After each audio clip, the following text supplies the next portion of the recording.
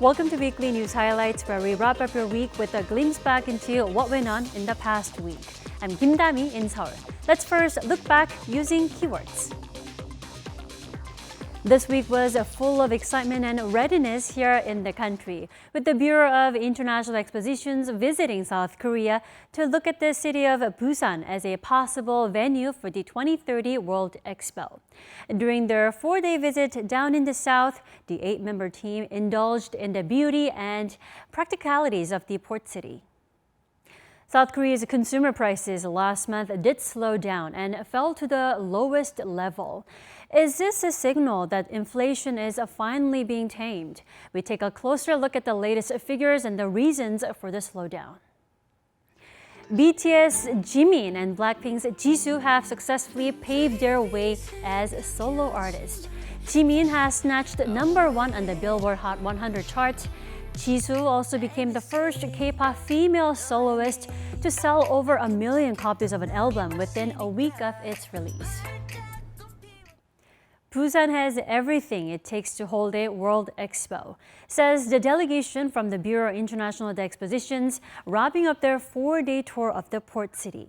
South Korea's cutting-edge technology, K-culture, and passion in the city reportedly stole their hearts. The last day of the BIE's on-site inspection of Busan was another busy one. The delegation visited the world's one and only UN Memorial Cemetery in the morning and held a luncheon with young people in South Korea. In the afternoon, they took the time to speak to reporters about their 6-day visit. We looked at the project from a financial point of view, logistical point of view, if the project has the necessary political support, if it has the support by the commercial entities, if it has the support from citizens. Busan has everything that it takes to host a World Expo. What impressed them the most was the heartfelt warmth of Busan. The welcome that was given to us by the citizens of Busan showed really the support for the project of Expo 2030. Recognizing and offering to help tackle shared global challenges through the Busan Initiative and its 3 sub-themes were the strengths the BIE pointed out in the bid. The initiative is a core strategy of the city's candidacy that seeks cooperation with other countries to resolve the digital divide, climate change, public health, and food shortage crisis. Expos are not just the 6-month events, but it's the whole process leading up to the event, and perhaps even more importantly, it's what we do with what we learned from this event afterwards, and what kind of partnerships and strategies we can build as a global community. So from that point of view, I think that the city of Busan, together with the Expo Bid Committee and the government of Korea, have a very good idea on how to push this forward. Themes need to evoke emotion. They need to really draw something out of us so that we can, all of us, all the different countries around the world, come and present something truly useful at an every expo. And when you look at the theme of Busan, you have the idea of climate change. After the press conference, the BIE enjoyed a farewell dinner, followed by a firework display at Gwanghwaلی Beach. The delegation will next write an assessment report and hand it to the BIE's executive committee for an review. Based on this and the remaining presentations of the 4 candidate cities, the final decision will be made in November. 송유진, Arirang News, Busan. There are largely 2 kinds of expo: World Expo and Specialized Expo. They're both overseen by the Bureau of International Expositions. A Specialized Expo focuses on a specific theme, whereas a World Expo covers a broad range of topics. Now, the World Expo is considered to be a whole other level, and it's one of the 3 biggest events, along with the Olympics and the World Cup, that a country can host. South Korea is currently aiming to host the 2030 edition of the World Expo. Now, South Korea's Busan city is racing against Saudi Arabia's Riyadh, Italy's Rome, and Ukraine's Odessa for the honor. South Korea's Daejeon and Yeosu actually have the experience of hosting specialized expos back in 1993 and 2012, respectively.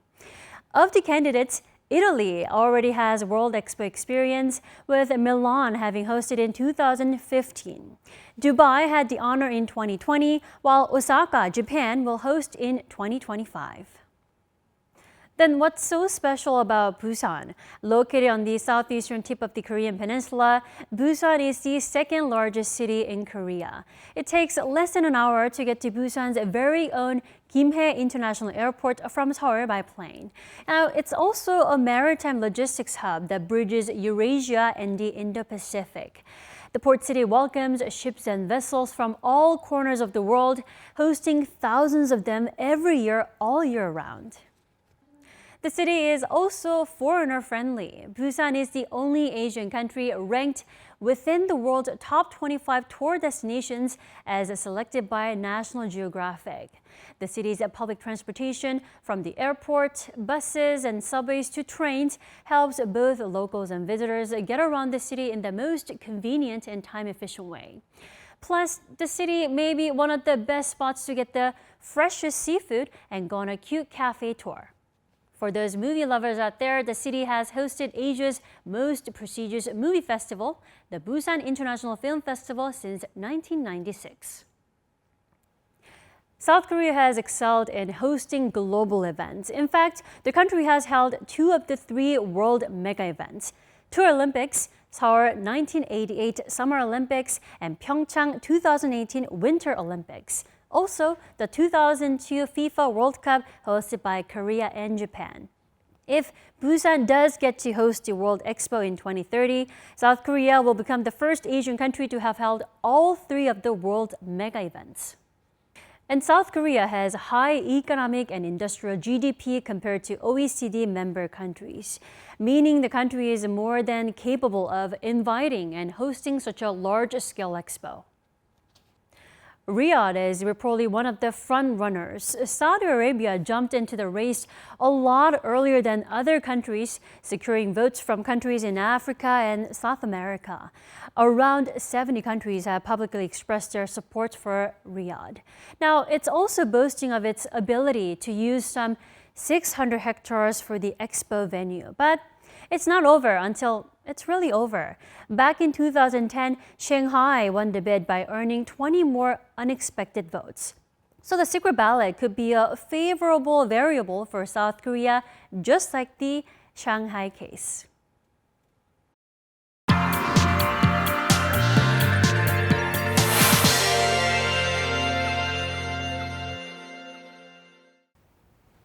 South Korea is more eager than ever to host the 2030 edition of the World Expo because the mega event is expected to bring huge economic benefits, from creating 500,000 new jobs and also helping K-startups make their debut on the global market. For more on this, we have our finance correspondent Lee Dae-hyun here in the studio. Welcome back, Lee Dae-hyun. Great to be here, Tammy. So, Lehyun, first off, tell us how a successful bid to host the World Expo in Busan boosts the economy. Right, South Korea's government is all in terms of its bid to host the World Expo in Busan City. The economic benefit it's expected to create is huge, worth 61 trillion won, or around 46.4 billion US dollars. And 500,000 jobs are expected to be created. Now, this is not the first time that South Korea has hosted an expo. In 1993, there was the Daejeon Expo, which was science-themed, and in 2012, the Yeosu Expo, focusing on its theme of oceans. As you've mentioned earlier, Tammy, these 2 past events differ from a World Expo in that they were recognized expositions, also called specialized expos, where the host country has to pay for the construction of all the pavilions used by each participant country. These expos only run for 3 months. The World Expo that Busan is aiming to host is what's called a registered exposition, whereby each participant country has to cover the cost of the construction of their pavilion. This type of expo runs for 6 months. So 2 expos were previously held here in South Korea, but slightly different ones. The last one that took place here in the country was the Yeosu Expo in 2012. Now, let's talk about that and the economic impact that had back in the days. Right, at the 2012 Yeosu Expo, 104 countries attended that event and around 8.2 million visitors visited Yeosu during the expo. Aside from hosting the event itself, building expo sites, exhibitions, and even the construction of highways and bridges needed to be done. and the result was $13.7 billion generated for the economy at the time. Now, if South Korea is successful and we have the Busan Expo in 2030, 50 million visitors are expected, with each participant country building its own pavilion using its own money, which is also likely to bring a construction boom to the country. So some event officials say the economic impact of the Busan Expo is just incomparable to anything South Korea has hosted before. I see. What about support from South Korean companies? Because I hear large corporates are also rolling up their sleeves and throwing their support behind the push to win the bid.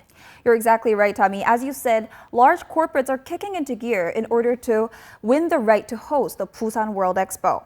If you take a look at the Entrepreneurs Committee for the World Expo 2030 Busan, 11 giant corporations, including Samsung Electronics, Hyundai Motor, SK, and LG, are making efforts to make sure the bid is a success. Business leaders from these companies traveled across the globe, urging more support for Busan to host the World Expo, while showcasing the latest technologies that South Korea has to offer, like the 6G network, robots, and metaverse during the expo-related events.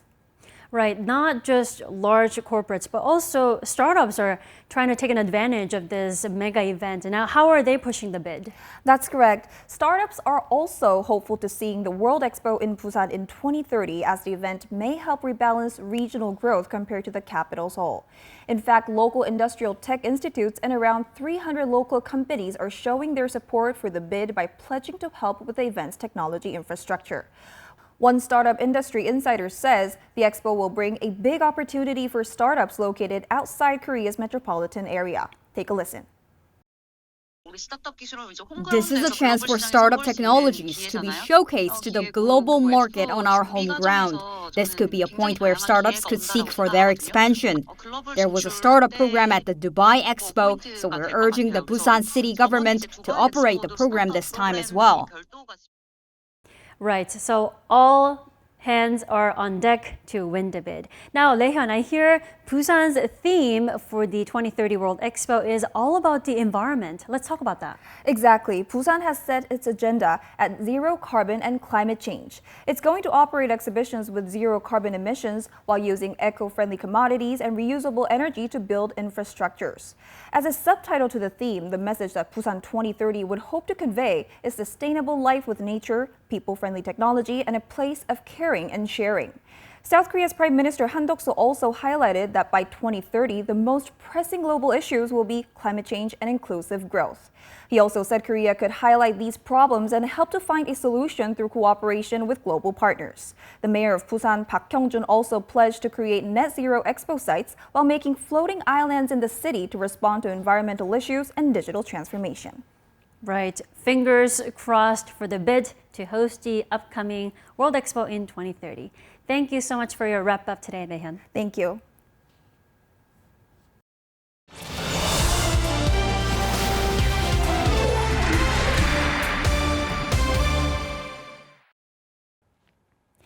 Busan citizens are united with hope and excitement that their city will host the World Expo in 7 years. And they're confident Busan will become the destination of that World Expo. Our Song Yujin shares with us some of the energetic, passionate voices down in the port city. Excitement fills the air in Busan as the Bureau of International Expositions is inspecting the city for the 2030 World Expo. Throughout the Expo week, 16 districts and counties of Busan are holding 67 events in support of the city's candidacy. Walking around, you can see and feel how much the city and its people are hoping to bring this global event to their doorstep. Here, Haeundae Beach, Nora, one of the most popular beaches here in South Korea, is among the many spots here in Busan that's showing support for the city's bid. This area is now buzzing with excitement, with citizens cheering and expressing their enthusiasm for the 2030 Busan World Expo. The beach, close to where the BIE delegation is staying, has transformed into a colorful, vibrant venue for people to show their support.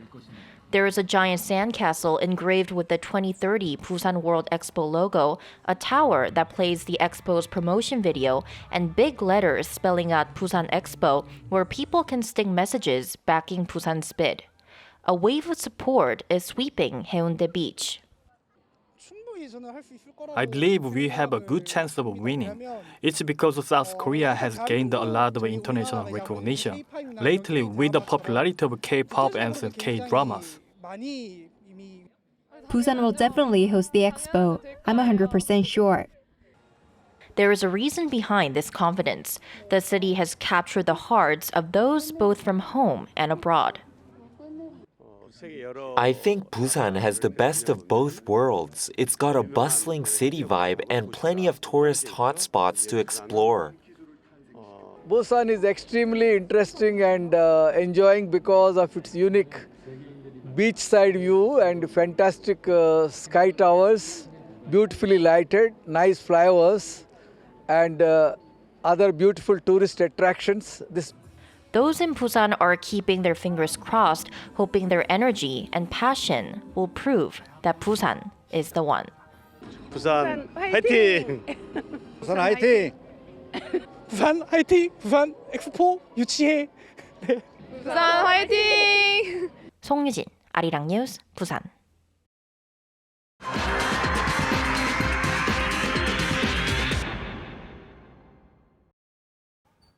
This week, we saw some signs that the country's soaring inflation may be cooling. The consumer prices in March did rise, but at a lower pace and fell to the lowest level. What drove these figures? Let's turn to our economic correspondent, Shin-Young, for details. South Korea's inflation growth eased in March to its lowest level in 12 months. According to data released by Statistics Korea on Tuesday, the Consumer Price Index, a key gauge of inflation, jumped 4.2% on year last month. That's 0.6 percentage points lower than the month before. The growth peaked last July but has started to decline since then. The eased March figure was mainly driven by lower prices of petroleum products, which plunged 14.2% from a year earlier, marking another on-year decrease after also dropping in February. That's the largest decline since November 2020, when prices fell 14.9% on year. Meanwhile, prices of agricultural, fisheries, and livestock products rose by 3% on year, higher than the previous month. Prices of agricultural products rose by 4.7% due to skyrocketing vegetable prices. Utility fees, including electricity, gas, and water, again soared by 28.4% on year, hitting an all-time high figure. Price growth for processed food softened from the previous month with a growth of 9.1%. Statistics Korea, however, is forecasting that lower-priced petroleum products may not last, considering a recent announcement by the OPEC Plus with the bloc saying oil production will be cut. Global oil prices always have a significant impact on the government's outlook regarding prices. Recently, there was an international oil production cut, which is expected to primarily affect the prices of petroleum products and other related areas. Also on Tuesday, the Bank of Korea held a meeting regarding consumer price rises. A central bank official says the growth of consumer prices will continue to show a downward trend due to the base effect of last year's increase. Core consumer prices without volatile food and energy prices are also expected to see smaller increases, albeit at a slower pace than consumer prices. Shin-Young, Arirang News. In the meantime, there was a new economic forecast on South Korea released by the Asian Development Bank on Tuesday. The figure remained unchanged from its earlier outlook from December last year at 1.5%. Now, that's a little lower than the predicted GDP growth set by the ASEAN Macroeconomic Research Office of 1.7%. Also, the Bank of Korea and the country's economy ministry are forecasting growth at 1.6%. The ADB pointed to the ongoing Ukraine crisis and high interest rates as the main economic hurdles ahead this year for countries in the Asia-Pacific region. Now, all eyes are on the Bank of Korea's decision on monetary policy next Tuesday, with many analysts expecting another rate freeze amid global financial anxiety. Now, that could also hint at an official end to the vicious rate hike cycle. The end of the pandemic has encouraged many people to go out and eat out more, turning their backs on delivery apps. Plus, high inflation hasn't been so good for delivery app companies either. In an effort to turn the situation around, those companies are trying a variety of measures to attract and bring back users. Our Shin Ha-young tells us more. The growth of delivery app companies in South Korea stopped as people returned to normal life and dining out more frequently. On top of that, consumers have been abandoning delivery apps due to soaring delivery fees amid high inflation.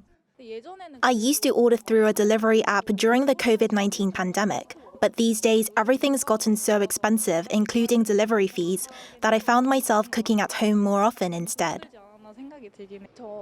When ordering delivery food, I would spend less than $15 or under in the past.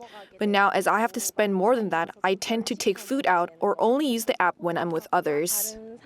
In fact, according to Mobile Index, a big data analysis company, the three major delivery apps in South Korea posted an on-year decrease of nearly 20% in monthly active users in February. That's about 6.6 million fewer users compared to the previous year. The number dropped below the 30 million level for the first time in 2 years after reaching a peak of 36.8 million in December 2021.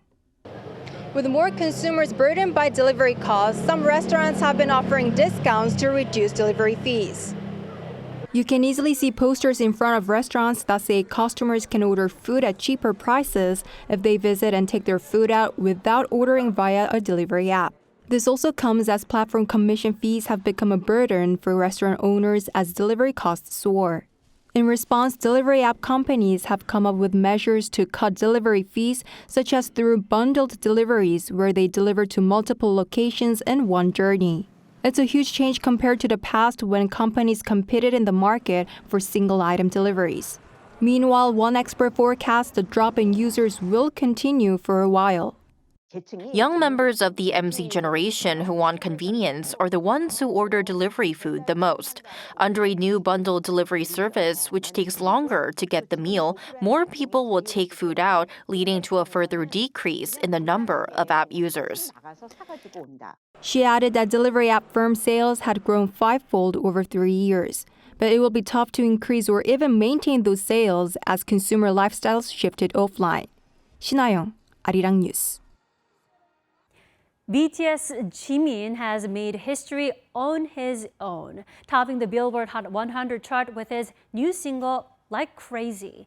The newest record makes Jimin the first solo South Korean artist to ever reach the top of the chart.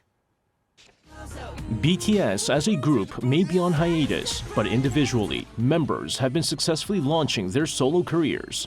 This includes Jimin, who made history on Monday when his single Like Crazy from his album Face topped the Billboard Hot 100 chart. Jimin becomes the very first solo K-pop artist to top the Billboard Hot 100. According to Billboard, the song also topped the digital single sales chart with combined sales of 254,000 song downloads and CD singles.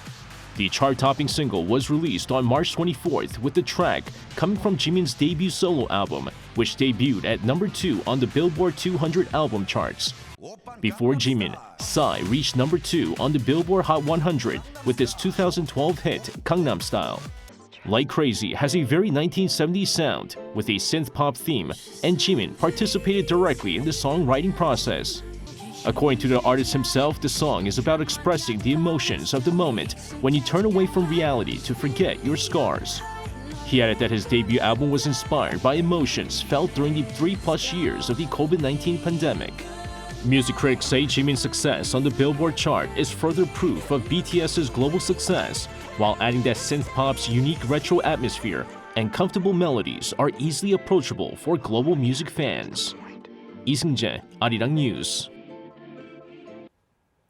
Jimin immediately shared the joy and excitement in the most humble way, thanking fans of the ARMY, stressing that it was all possible because of Team BTS. BTS members were among the first to congratulate him, including J-Hope, who said he was tearing up, and the leader RM calling Jimin to let him know how proud he is. Jimin's Billboard debut was all over the news both at home and abroad. Forbes called the song the biggest song in America this week. It was indeed a thrilling and rewarding week for a solo K-pop artist. In her solo debut, Blackpink's Jisoo's lead track Flower made it to the 6th on the music streaming platform Spotify's daily top song on its first day of release. Now, that's the highest any K-pop female solo artist has ever achieved. The album Me also sold over 1 million copies less than a week after its release, giving Jisoo another crown as the first K-pop female soloist to achieve the feat.